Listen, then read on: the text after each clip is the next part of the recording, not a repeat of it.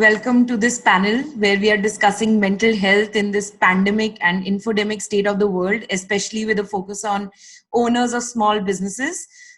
Today we have Nikhil Taneja, who leads Yuva, which is a content platform that works especially on mental health. We have Dr. Marcus Rane, who is the general manager of Thrive Global. And we have Prakriti Podar, who is the managing trustee of the Podar Foundation. So welcome everyone, and looking forward to knowing more from you in terms of what you're hearing from the field and your own experiences with mental health while we are in this crisis. So I just wanted to start with Nikhil. Nikhil, since you're an entrepreneur and fairly early in your entrepreneurial journey, how have the last 2 months been from a mental health perspective? Because it's almost like we have a personal crisis and a professional crisis. So why don't you talk about that, and also what have you been hearing on your platform, since your content is a lot focused on mental health? Thank you, Prachita. First of all, really glad to be here among all these esteemed people. It's a very important question that you've asked because, and if you would ask me this about a month and a half ago, I wouldn't have been able to answer. But now that I've had some time to think about it and process it, I have a little bit of an answer. And that being, I think first of all, it was quite remarkable to me how easily we shifted from work from office to work from home, right? That was like the first thing that happened when lockdown was announced. Almost all business owners found quick ways of shifting their companies and their businesses in whatever capacity that they possibly could to working from home.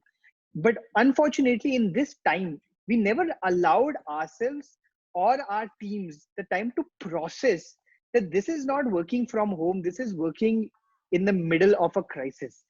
This is not a summer vacation. This is not like a romantic thing that we are doing. Okay, let's all just quickly work from home and everything's going to be okay. This is a 2-month thing, and then we'll come back and life will be normal. Life is probably going to be significantly different for the next 2 years, perhaps.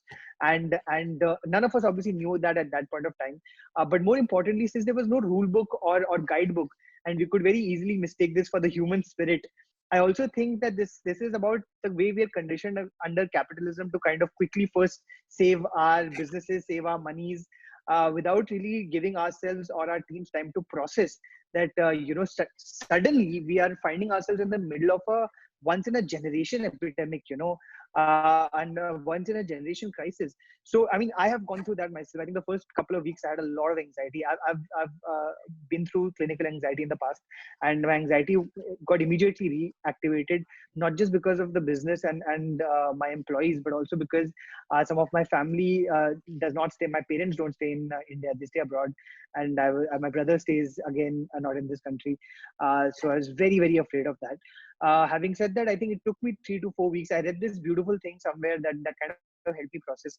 Someone who has been in war-torn zones has wrote about the fact that while this is a lockdown that has happened to a lot of the countries for the first time, people who live in tough areas have gone through this over and over again. So they kind of put it out saying that forget the first 2 weeks. The first 2 weeks, you're not going to have any understanding of what's going on, and just allow yourself those 2 weeks to kind of process things, and then slowly try to get back on your feet. And that kind of really helped me, because I think week 4 onwards, we have tried to make some sense of it.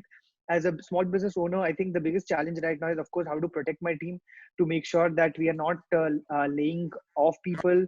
If that means that we have to at some point do a few cuts in salary, but protect the larger team from protecting our numbers and protecting our employees. But more importantly, I also think it's very important to keep checking in on them, and keep reminding them that they're not alone in what they're going through. We are all in this together.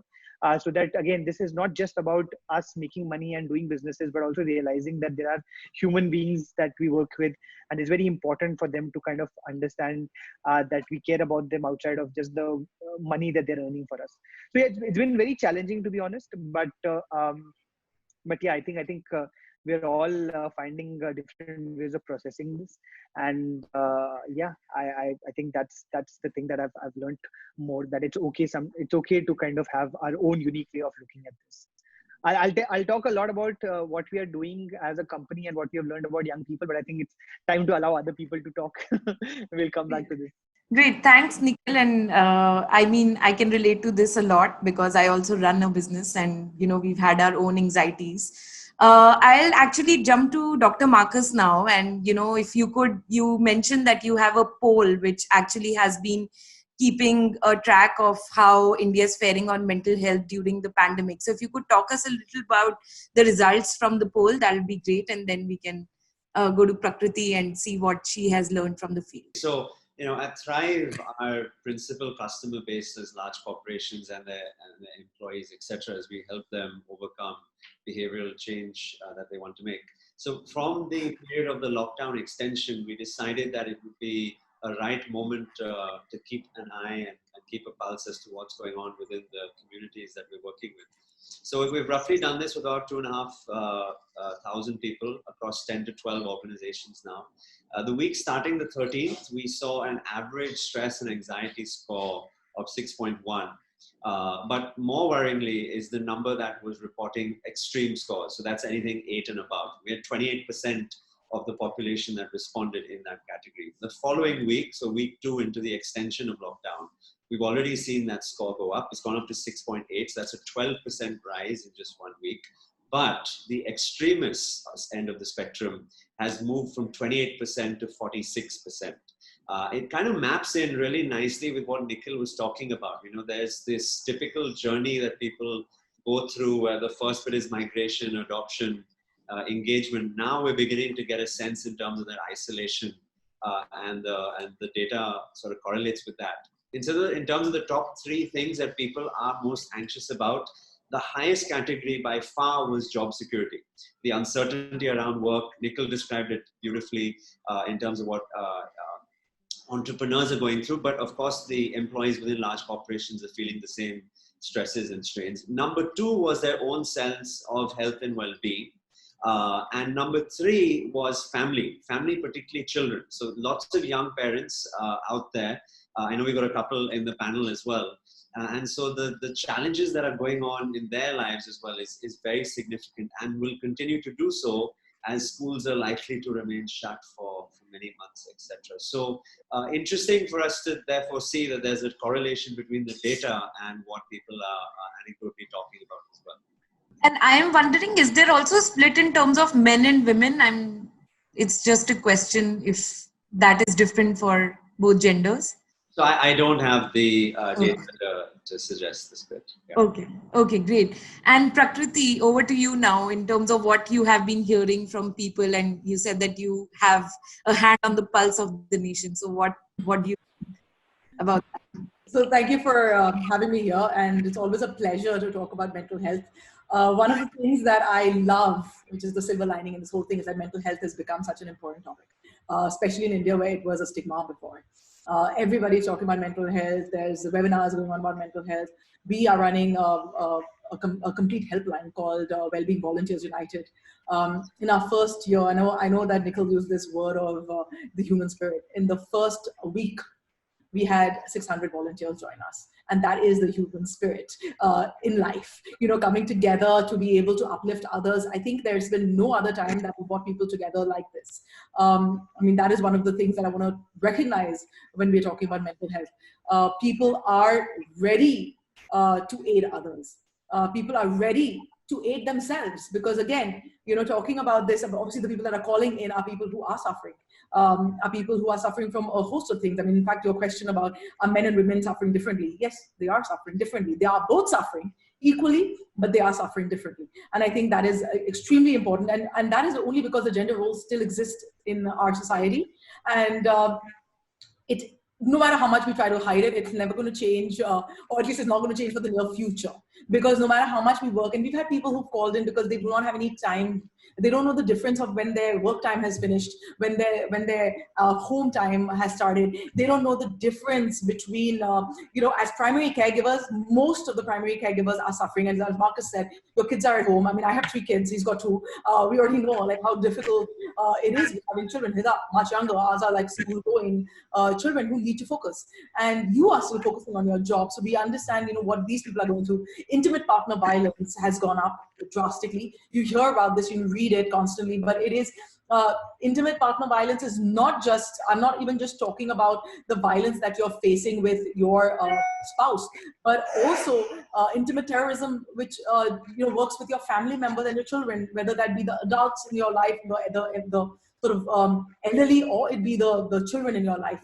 There is a huge amount of stress on on your entire situation, which causes it to erupt in different modes. I mean, being a therapist myself, one of the things that we've taught all the people who are working on our helpline is how do you help people identify the activating event, the behavior, and the outcome of this, as well as your consequences. We can't change the activating event. We can't change COVID-19. We can't change the consequence, especially in Mumbai. We're already up to June where we're going to be in lockdown. We can't change these things. So what is it that we can change? I mean, we know that in May, like by May 15, they projected, I know you like numbers. I'm just telling you numbers just for yourself. I don't really go by numbers, but 45,000 people are going to be sick in Mumbai just with the coronavirus in May. On the 15th, like around that time. This is what they projected. And this is not going to slow down until everybody pays huge amount of attention. I just finished a conference, like I said, a webinar. And we still have people saying, this whole psychotic behavior of, keeping yourself clean and washing your hands, don't you think is promoting OCD? Situational OCD is okay, because at this point you need to be really careful, because if you are careful, you are not going to spread it, because it's spread from surfaces as well. So you have to make sure that, you buy something from, the pizza delivery guys, like 75 people got ill just with that. But if you buy something from outside, be rest assured that it needs to be sanitized before it comes into your house. I mean, yes, you have to be careful, and maybe you need to start focusing on changing the way in which you've been operating and not ordering stuff from outside if you can avoid it. And if you can not avoid it, make sure it's the necessities. Obviously, pizza is not a necessity, but it's a necessity that you can get. And obviously, talking about mental health and well-being, we just spoke about well-being 360, and Marcus works with the well-being for corporates. Nikhil works with the well-being of the youth. But talking about well-being, I mean, people have to focus on self-care, because self-care has 5 different aspects, and when you're talking about these 5 different aspects, mindset becomes the most important. So mental health is the most important. Then comes your physical fitness, your nutritional fitness, because if your mind is not there, if your mindset is not sort of focused on it, you're not going to be able to eat well, you're not going to be able to sleep well, you're not going to be able to do any kind of recovery, meditation, mindfulness. Those are all just words then. So how do you train that mindset? How do you make sure that mental health resilience is something that is focused on, and how do you get them to change the way in which they've been communicating with themselves, to give themselves that priority to be able to take care of their well-being, so that these situations like of intimate partner violence or their inability to communicate with, most people in relationships, for example, have been communicating on a functional level, but this is not a functional period. You cannot have functional communication. You need to have real conversations now. And it's almost like this lockdown has actually re-invited real conversation, has re-invited in families as well, with your children, with your spouse, with your parents, real conversation, which I find is such a great juxtaposition to what this isolation is supposed to do for us. You have to understand, human beings don't operate the way in which we are sort of technically meant to operate. It's physical distancing. Emotional distancing has really become the opposite. We have really tried to come together, like Nikhil was saying, and like I'm sure you have, or like Marcus has, we all have companies that we're running where it's actually run a little more effectively and efficiently, because not everybody's taking those coffee breaks like 24 times a day. They actually are working on a dashboard and a strategy of what they have to give in. So I think this is going to really transform the way in which operations have been working. I think it's also going to help us understand that we don't need those fancy offices anymore, that, a lot of work can be done like this and should be done like this. But what I find the most important thing when I talk about the finger on the pulse, even when I come to this, I find it interesting, and I say this like a lot, that this is really going to bring women on the same position as men, which wasn't happening before. Of course, you said I run the National Women's Parliament, so I have to do the same bit of that, right? It's going to bring us at par, because now everybody knows that you can be as effective even when you're working from the house. All you need to do is use your mindset, which means strategize, communicate openly, make sure you have a schedule in place, follow that schedule, eat the right foods, drink the right nutrients that you need. Make sure you spend time in recovery, in your sleep. Make sure you spend time. I mean, mindfulness and meditation is a great thing to say, but it's almost entitled because a lot of people don't have space. You know, you can't focus on that by not having space. You need space. Yes, you can have like your I think there's a what's it called, Calm, and these other apps. You have these apps in place, and maybe you can utilize that. But do you have the time? So really identifying what is your time in the day and focusing on that will really give this an identity. But on the pulse, people have increased their porn addiction. They've increased addiction for, I mean, I know that alcohol has become something that they can't get, but like spontaneous, like giving up of alcohol, spontaneous giving up of cigarettes, you know, these have mental health repercussions. And as you know, the internet has really, all the usage has really gone up, and you can tell why. And you can tell, like, there's a lot of struggle between parents and children because of the usage of their iPad or like the junk media time. And even adults, they're using junk. I mean, you're all like, I mean, it's just obviously a generalized statement, but I think people need to limit that junk time, because whatever you put in is what you get out. Input equals output. So what you put in is what you're going to get out. So start using that methodology for like, or that time that you have for media that might help you, or for social media that might help you, and not just junk media that's really going to get you no profits. Great. I think Dr. Vikram, who's the co-founder of Sangat, has also joined us. So I'm just going to pull him in the conversation, and then we'll circle back to you. Dr. Vikram, hi. Hi, is that Leena? Hi, can you hear me? Yes, we can hear you. Okay, all right. I'm sorry, yeah, the internet's still not here, so I'm trying to connect on the phone. I don't know how long it'll last, but I just managed to join a few moments ago. Okay, great.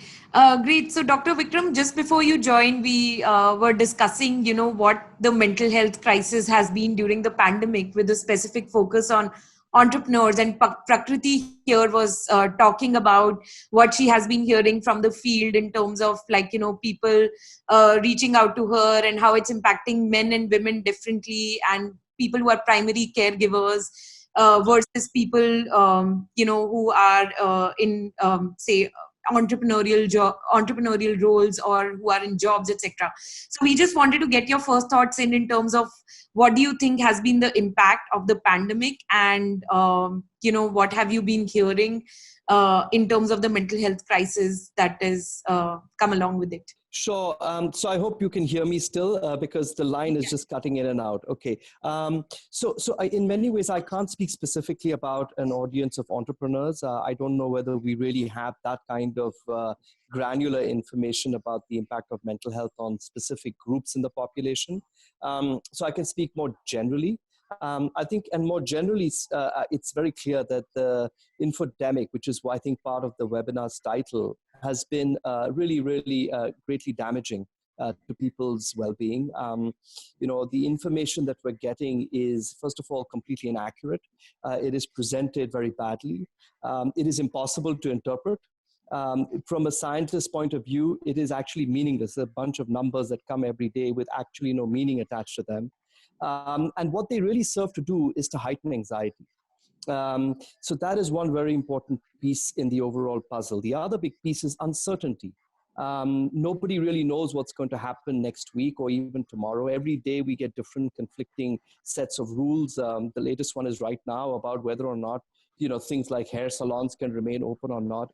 The utter lack of clear communication from our governments, both central and state, creates a huge amount of uncertainty.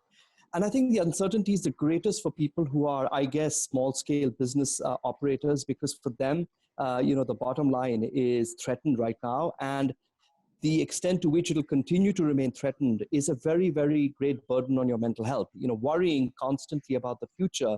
And in this case, not just about an uncertain future, but also the fact that you have no control over it. But the one thing the human mind really needs is a sense of control over our own future. And right now what we're seeing on a mass scale is the complete removal of any sense of control that any one of us has on our own destinies. And I think that is also creating a huge amount of anxiety. Finally, This is a mass phenomenon. I don't think one should medicalize this. I think one should recognize that in any human context, if you have the circumstances that we have today of misinformation and the removal of all certainty in life, there will be a normative human reaction to that. And that is what we're seeing right now. Right. Thank you, Dr. Vikram. And I am going to go back to Dr. Marcus. And, Dr. Vikram spoke about, the uncertainty that is coming.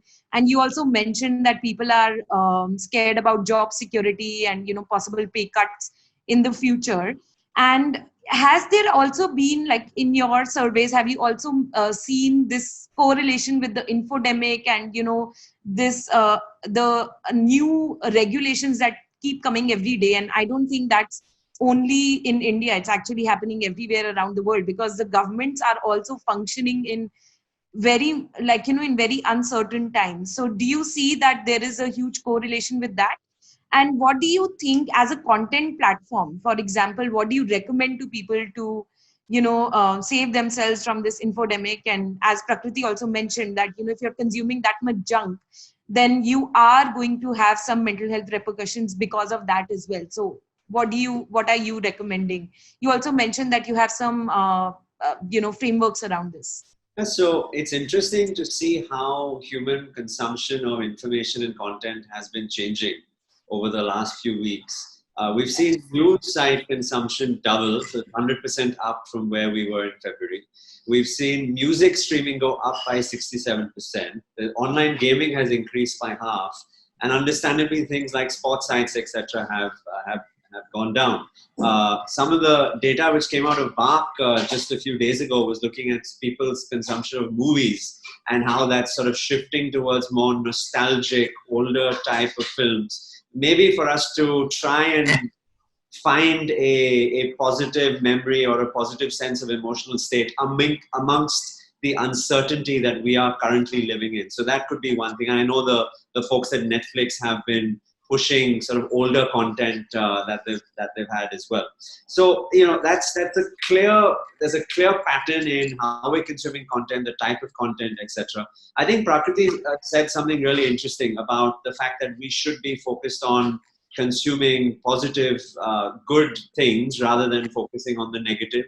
And one sort of micro step that we often talk about is ensuring you have a news cutoff for the end of every day. So don't let news be the last thing that you consume before going to bed. Allow yourself 60, 90 minutes to have like a wind down period from there. So it's going to be interesting. I think Nikhil is doing a lot more in terms of the actual sort of content creation for young folks. So it'd be great to hear his inputs there as well.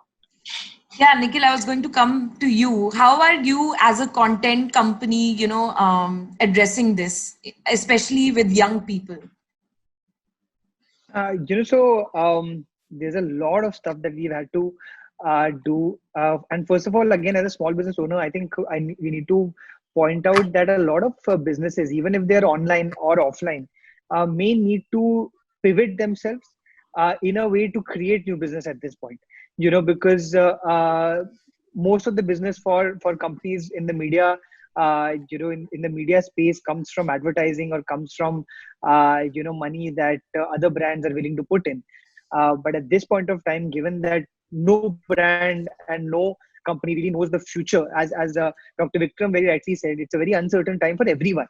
So we need to still find a way to kind of make ourselves more relevant at this point of time, because the relevance of the work that we will do, perhaps once we get through this and whenever that is, will keep us in the minds of people. So the most important thing for us has been to do relevant work. How do we kind of make sure that the content that you're putting out at this point of time is relevant not just to young people, but to anyone, who may come across our content. So at the same time, as Prakriti also pointed out, it's important to kind of keep the spirits of young people up. So we have been, broadly dividing our content into two spheres. One is a more positive, meme-worthy, relatable content that kind of keeps the spirit of young people up and kind of makes them realize not everything has to be as heavy, given the kind of news information that the infodemic, as we are calling it, that we are constantly consuming. And at the other hand, how do we kind of make sure that whatever they're consuming is relevant to them in different ways. For example, there's a lot of anxiety that a lot of young people are now going to go through in different ways. You know, there are people who are staying away from their parents. There's people, and that's an anxious time for young people. There are young people who are staying with their parents but don't really know how to kind of, they've not done this since their summer vacations maybe multiple years ago. So now that's also being tough to deal with. There is obviously, you know, young people in long distance relationships. So those are tough times that they're going through. But most of all, career is a huge issue for them, right? Like we don't know what is going to happen with the colleges. Some of them have exams in their final years. They're about to graduate. They don't know. Some of the offer letters that are given to young people are being rescinded. You know, so it's a very tough time for a lot of young people. And as I said before, and I think I spoke privately when we were talking at that time, where what is happening also is this is that young people are kind of looking at this as a time where they can fulfill a lot of the ambitions that they had in the past. You know, like, okay, we've suddenly got 3 months, 4 months. Let me complete all these courses that I wanted to do. Let me finally, you know, make a play at being an influencer, you know, and create new content. Let me learn a new dish. Let me do a course that I've never done before. But at the same time, you know, it is a crisis and it's not very easy to kind of focus on new things. So then you try and you fail, and that gives you even more anxiety that am I doing this right, or am I doing enough? You know, and I constantly see that these are the two extremes that we are kind of grappling with. Am I doing too much? Am I doing too little? Can I do too much? Am I burning out? Am I consuming enough information? Am I not consuming enough information? So that's really the struggle, and we're trying to kind of find an empathetic, but at the same time slightly more upbeat tone in our content, so that we stay relevant to young people. I'm glad, Nikhil, that you mentioned it, and I'm going to take this back to Prakriti. So, you know, there is almost this toxic productivity pressure on, you know, internet. And like you see all these people who are doing cool things, who are learning new things, people who are, you know, trying to make the best out of the lockdown.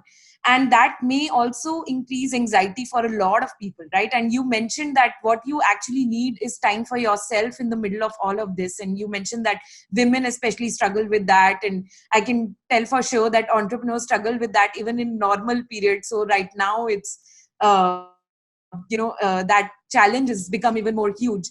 So how do you think that, you know, there is a flip, like there is a downside to this huge productivity pressure that we are inflicting upon ourselves during the pandemic, or do you think that's a good coping mechanism? And and if we are being able to be productive, is there a do we need to be more mindful about what it might be doing to other people? Well, it's a great question, Aparajita, but I think there's a statement before this that we need to go to. What we're really talking about is any situation, anything that is happening has two or more ways of looking at it. So no matter what the situation or the activating event or the consequences, the belief system of how you are, who you are, and how you operate, and what your worldview is going to be different. So if somebody becomes proactive in this, should we blame that person for the folly of the other who looks at it as something negative? Or shall we curb it down and try to be this utilitarian type of person to make sure that, you know, we limit our own exposure to bring everybody on the same page? This is peer pressure. What you're talking about is peer pressure and the way in which peer pressure operates. If you have, unfortunately, the capability through your own framework and your frame of life, your vision, to taking it negatively, you will take it negatively. If you think that it's going to help you and mobilize you and make it something that you follow, as in there might be role models for you, you'll follow it. So there's no real formula for that. I mean, some people will look at, which is why, Nikhil knows this, I'm sure, but peer pressure has become such a big thing in terms of food disorders for women who are on Instagram, because they're also trying to keep up with the Joneses, as they say, or for the man who's looking at another person's company and the visibility that they have, and they're not able to do this because these are gender biased information that I'm giving you, but there is a generalized way of functioning, and this as I think one of the things that Dr. Bikram said as well makes sense. I mean, this is a game of snakes and ladders, back to square one. I mean, you can keep climbing up, and snakes and ladders was actually a spiritual game, and it was to understand the way in which spirituality functions. And the fact is, yes, you do not have any control over life. What you do have control is in your internal locus of control. Those are the only things you have control over. So if you can manifest the best parts of yourself within your own internal locus of control, which is my thoughts, my belief, my action, my behavior, my understanding, then you are positioned for success. If you are not, if you have an outward locus of control where you think everybody else is doing this to you and your behavior is an outcome of somebody else's opinion, then yes, you are going to be miserable, or you are going to fall into that, sort of negative spiral of feeling more vulnerable and more hopeless and helpless in your life. But that is why therapists come into play. That is why when you are feeling something that is obviously, you might not recognize the irrationality in it, but at least you'll be able to recognize the unhelpful or helpful parts in it. And if it's not helpful for you, this thought, and if it's not working for you, reach out to a therapist, because they're there to help you kind of formulate your new outlook, because you can't curb anybody else's behavior, and there will always be those rising stars and always those sort of combustion of a neutron. There will be. So you've got to understand that where do you lie in this? Where are your emotions, and who do you reach out to for help? And let me highlight here, since we are going to be promoting this outside of just this room, going to a therapist for something like this, or speaking to a therapist, is not going to limit you, not going to embarrass you, not going to shame you, because there's no stigma in it. It just helps you like you would go to anybody. It helps you formulate a strategy for good living. So I think that's what we're talking about here. I mean, I can't blame anybody for social media for it. I think it's really your outlook, and reforming that outlook to a more helpful outlook to be able to aid you in your life is what this whole thing is. Dr. Vikram, I'm going to come to you. So you said we don't need to medicalize this issue, but I think a lot of people struggle with that when do you start seeking medical help? And is there kind of a point at which you can recommend that, people should look at, therapy or reach out to somebody, a mental health professional? So first of all, I think, one has to see mental health as a dimension. There is no clear-cut point in that dimension where one can say one has a clinical condition like depression or anxiety, or one is just going through a really stressful time. There is no real sharp line between the two. But as a general rule of thumb, if you are feeling distressed for several weeks consistently, you're not able to pull yourself out of it, all the things that Prakriti described, if in spite of trying all those things, you're not able to actually start seeing things in a more positive way or a more balanced way, because let's be honest, a positive way right now is also a little delusional, to be quite honest. For many young people today, they're facing a future that has no jobs. Hi, can you hear me? No, yeah. Yes, we can hear you. Okay, sorry. So I think it's also important not to sort of, deny the fact that the future is not that bright. One has to accept that. One can't just wish it away with, positive thinking. For many of my students, for example, who are just finishing university after 4 years with massive debts, they're facing a total desert in the job market. Now, I can't wish that away with cognitive strategies. Let's think of the bright side. Let's meditate. Let's do whatever else you want to do. That reality is a real one. Okay, so I would say that it's more than just mind games. There is a real need to recognize that there are enormous real threats to people's well-being and security.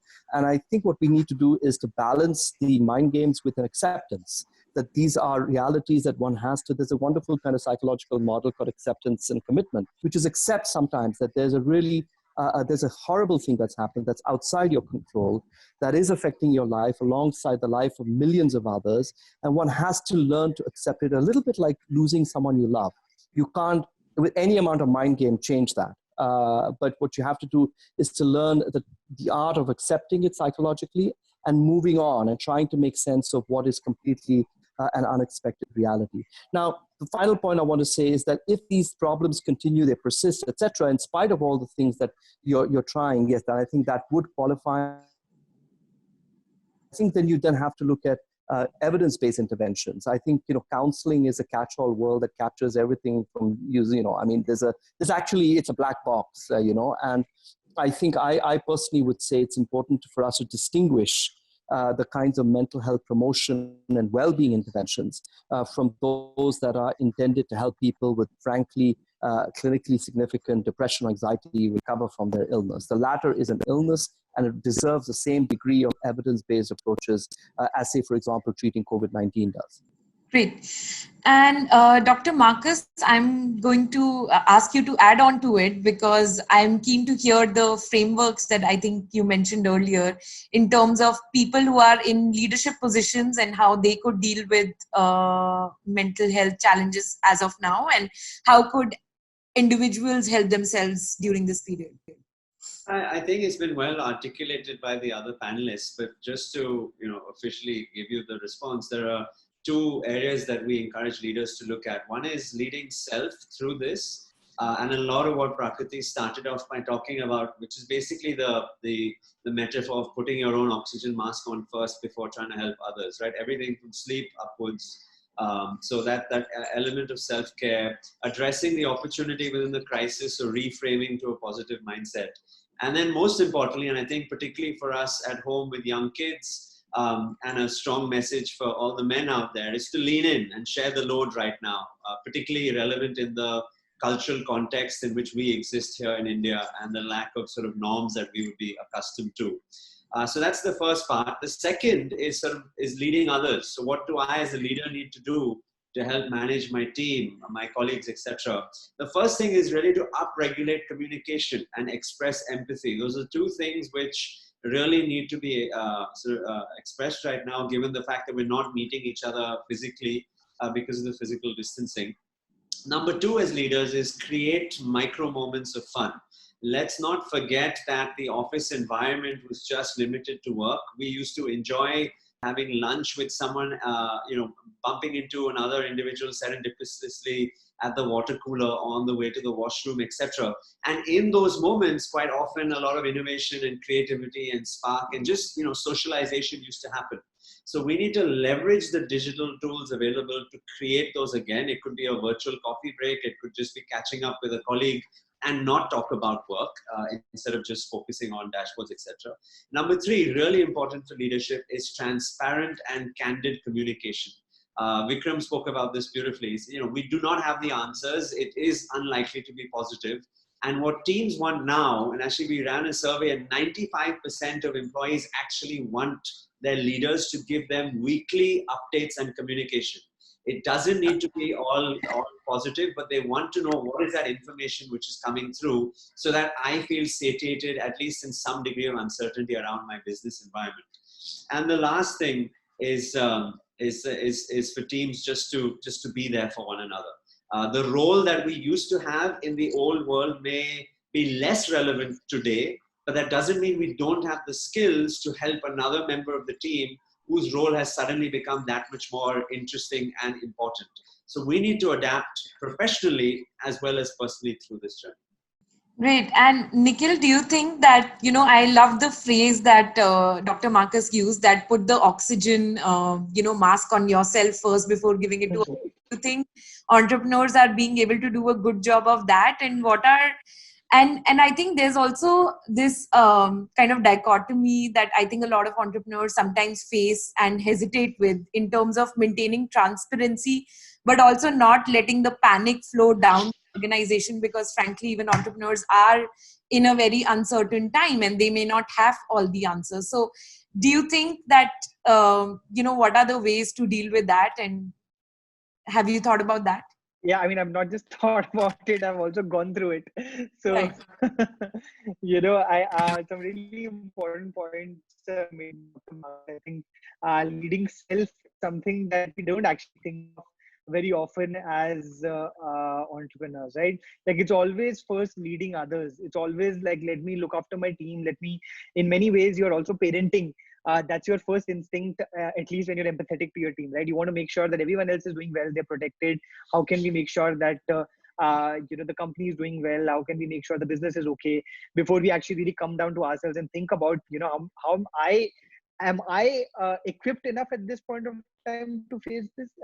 Do I understand everything that is that is necessary at this point of time for me to first grapple through this, accept this?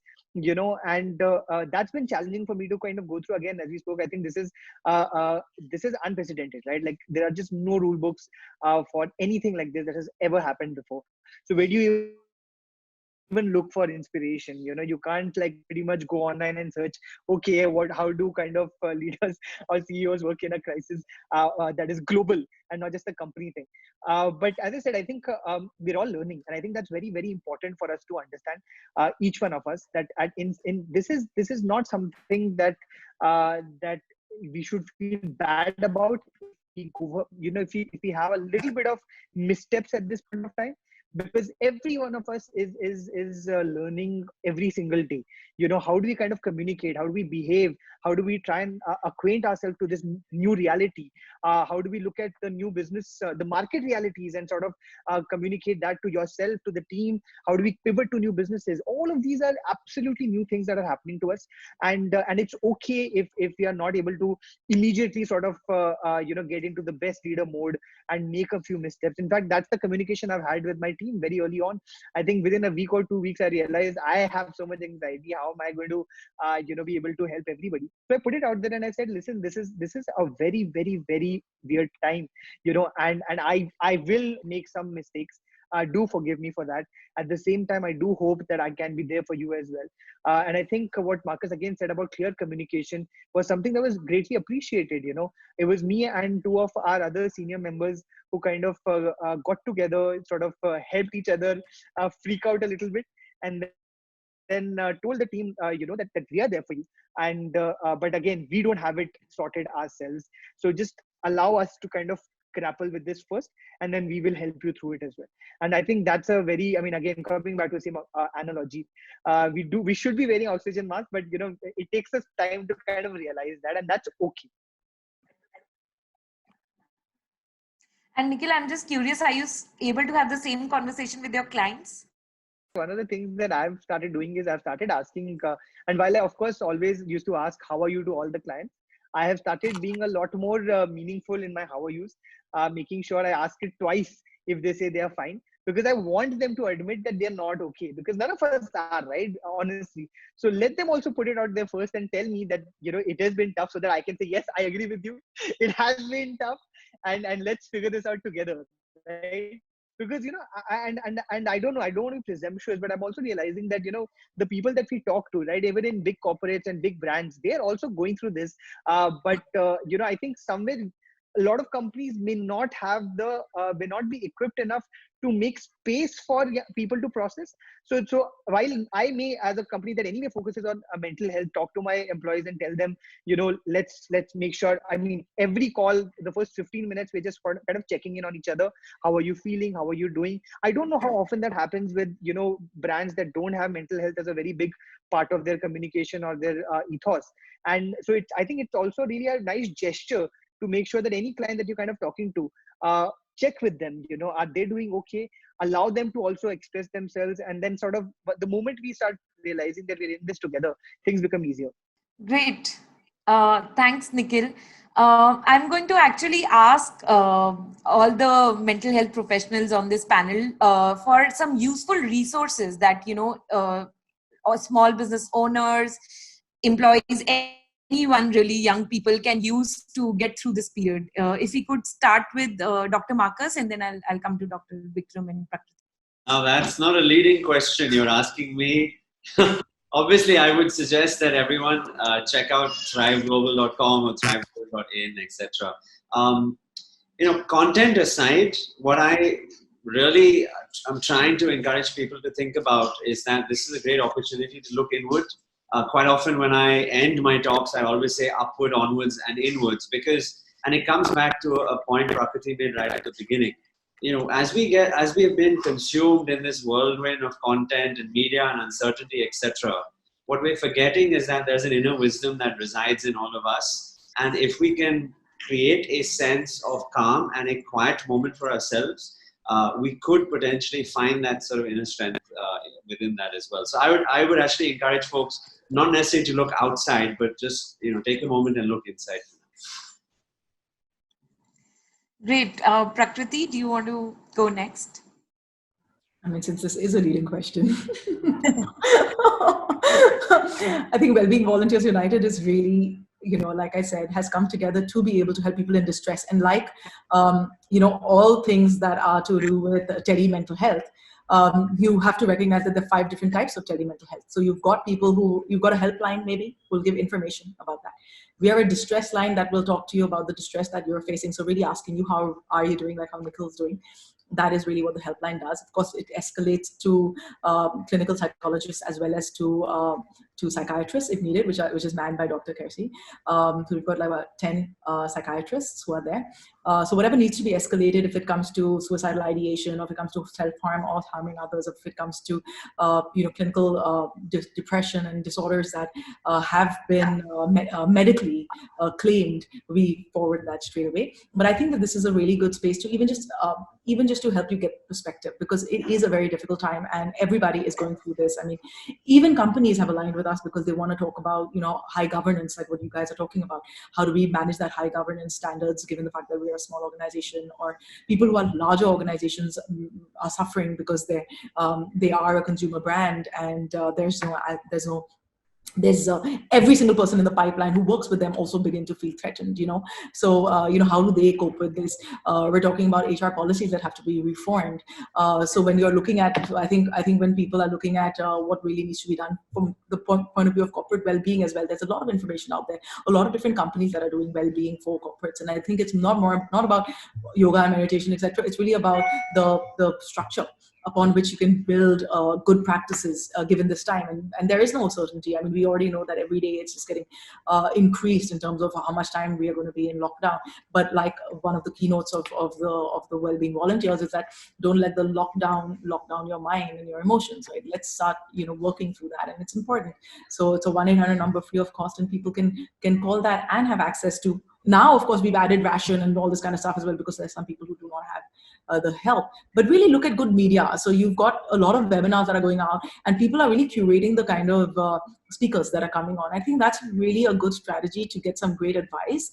I mean, if you want to use that, but focus on giving yourself a curatorial list, like almost like how I think flip thing, it gives you, not flip card, something that gives you this access to media that you want. Do that for yourself, because it's really important not to go into paradigms that might hurt you more. Great. Dr. Vikram, do you have anything to add to that? Not really. I mean, I think those are both great examples. I will say there are at least 20 or 30 such various. I mean, I have never seen a more amazing mushrooming of flowering is a better word, of mental health initiatives in my lifetime. In fact, if anything, I think it's a little bewildering. I was just thinking the other day, the world is suffering soon from webinaritis soon. And I think if anything, it's too much now. The infodemic of the virus is now being replaced by the infodemic of mental health. And I think one has to be a little cautious about how many different initiatives have come up. And, to be quite honest, and I don't speak for the two that we just heard about, without any real assurance of any quality in any of them. And I think that's the problem in part with mental health, is that it's you wouldn't see this for COVID-19. You wouldn't have like a flourishing of different initiatives for middle class people, upper class people, lower class people on how you give ventilators. And I think this again speaks to my concern about mental health, is that it's treated like as if it's a kind of there's a kind of a slightly kind of fuzzy boundary about where does the kind of well-being industry end and the mental health care industry begin. Yeah, as I said, you would never have these conversations around respiratory support for COVID-19. And I think it's important for people to be well informed of a full range, and that there in fact is a very fuzzy boundary between these two. A colleague of mine in Sangat has developed a resource of nearly 30 different initiatives in India, from both web-based and telephone-based, and also just simply other kind of information-based resources. So one thing for people to do when they don't really have a particular resource to go to is to just look at the whole range of things that are available, to go online, check them out, and get some sense of confidence that actually this is the right solution for you. My worry, of course, is there's so much now happening. And as I said, the information on any of them is incredibly shallow. As I said, if this was a medical situation, you would actually be very worried about people who are advertising without any real quality assurance. So I think quality is what worries me the most about most of these mental health initiatives. And it's important for people to really ask those questions before they actually engage with any service. I think that's a really good point, because we have seen so many resources suddenly crop up and so many mental health experts also, coming up, and nobody knows really where to go and who to consult with. So I think that's a really good point. I think any closing comments, anybody, and then we'll close this panel. Anything else that you'd like to add? Any of you? Yes, Nikhil. I wanted to actually, first of all, again, Dr. Vikram has made such an important point. And I think a lot of companies need to be cognizant of this, that mental health cannot be treated as something that we just talk of because, it's just lived experience. I think it's very important to make sure that we are constantly collaborating with psychologists, psychiatrists, and anybody who is, who has experience in treating this. At the same time, I think what we've also realized among young people, and this is again coming from a lot of the initiatives we've done the last 2 years, where, as you would know, we've gone for a roadshow across the country. We've been to 100 plus colleges. And what we have tried to create is safe spaces for young people to express themselves, which are, we call them Baatcheet sessions, where we just kind of tell them that, it's okay for you to talk about whatever you're going through without judgment. And that's all we want to provide. We just want to provide you a place for expression. And we are seeing that at this time also is probably a really important thing for for young people to be able to do, because we don't realize how important even the question, for example, how are you, becomes at a time like this. Just checking in on people and kind of allowing them time to, and we don't have to be experts in that way, to kind of connect with each other by simple gestures, and making sure that we are allowing people, acknowledging them, and making them feel that they matter. Quickly, I also want to just add to one thing that we are doing as a company, that I found to be very helpful. So given that we work with young people and we are a company about young people, we have actually established something called a Yuva Think Tank, which is a bunch of young people that we have picked from different colleges that we have met, and put them together and having Zoom meetings with them, asking them, what are you going through at this point of time? What do you want us to talk about? And how can we help in this way? So we've got about 15 young people from different parts of India kind of helping us shape our content, shape our, messaging, and shape the way we go forward. That's something that's really helped. And I would encourage anybody who kind of, if you can involve people who are relevant, your consumers, or people who are relevant to your business at this point of time, ask them, reach out to them, ask them what they want, and help and go forward in providing that. The second thing, and I really want to point this out, because I think we're in a very grateful position to have the support of Instagram, because we were doing offline kindness clubs earlier. We were trying to establish kindness clubs in separate colleges where young people can come through and express without judgment. We're now doing it online. Again, these are safe spaces for young people to just gather and express themselves. But we are making sure that we have psychologists also as part of these sessions, so that young people can express themselves and have experienced comments that come back to them. But sometimes I think we just need to acknowledge how important it is just to let out what you're going through. And if you're able to do that more often, even as business owners, even as people within companies, or with young people, or people at our homes, I think that can go in a long way at this point of time, just being able to express. Thank you. Great. Thanks, Nikhil. Is there anybody else who would like to kind of just add to that? So I think just one point. I think there've been guidelines that have come out for teleconsultations and stuff. So I think that's a really good thing to adopt. It'll actually wean out a lot of the people who are not following the guidelines, and NCI as well as NHANS, I think, worked together on that. if I'm not mistaken. So I think that's a really good. So I think the government systems are getting more up to speed with what's really required. And in fact, we have this teleconference today with 30 of the top psychiatrists, and they're all going to be talking about mental health, which means, like I said, from information lines to teleconsultations to telecounseling, and what the paradigms are in that, and how to involve yourself with really understanding what the guidelines are, what the safety and precautions are, and all that kind of stuff that goes along with it. So when it matures, I think when the system matures, people will really understand, like how Dr. Vikram said, I think people will really understand how to bifurcate well-being, mental health, and because the spectrum is so large, and anything aggravated will add and take it to the end of the spectrum. So really what the steps are in the middle. And I think, like Nikhil said, of course, there's a space for people to communicate and just talk. And eventually when you can escalate it, and when the rules and the guidelines are sorted, I think we can all, hopefully fit within those guidelines to be able to be successful in providing the services that we need in the spectrum of mental health and well-being. Thanks, Prakriti. I think that's really useful. And I think thank you so much, everyone, for this great discussion. And I think a few points stand out from this entire discussion. I think one big point that came out is the locus of control and how that needs to be inside, because as Dr. Vikram said, and Prakriti said, and Dr. Marcus said, that this is something that is affecting all of us. There's no place for this, and there needs to be a locus of control inside, especially given that we have so much information on the internet and all the time to access it now. So I think that is really useful.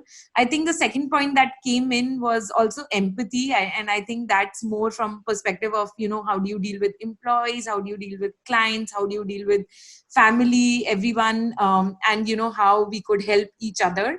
I think the third really useful point that came out was actually resources, that there are a lot of resources available online, and it's been amazing how people have come together and the mental health community has really come together. But of course, as Dr. Vikram pointed out, that quality, when it comes to so many things happening, may be sacrificed, and we need to be mindful of how do we consume and access these services. But thankfully, as Prakriti has pointed out, there are guidelines that are coming out, and the government is jumping on this bandwagon, and they are realizing that there's a need to kind of regulate, or at least have some soft direction to these initiatives. And I think that will be really useful. So I think thank you so much. I think this was really helpful, and thank you. I think I learned a lot specifically from this discussion. Thank you so much. Bye. Thank you for having us.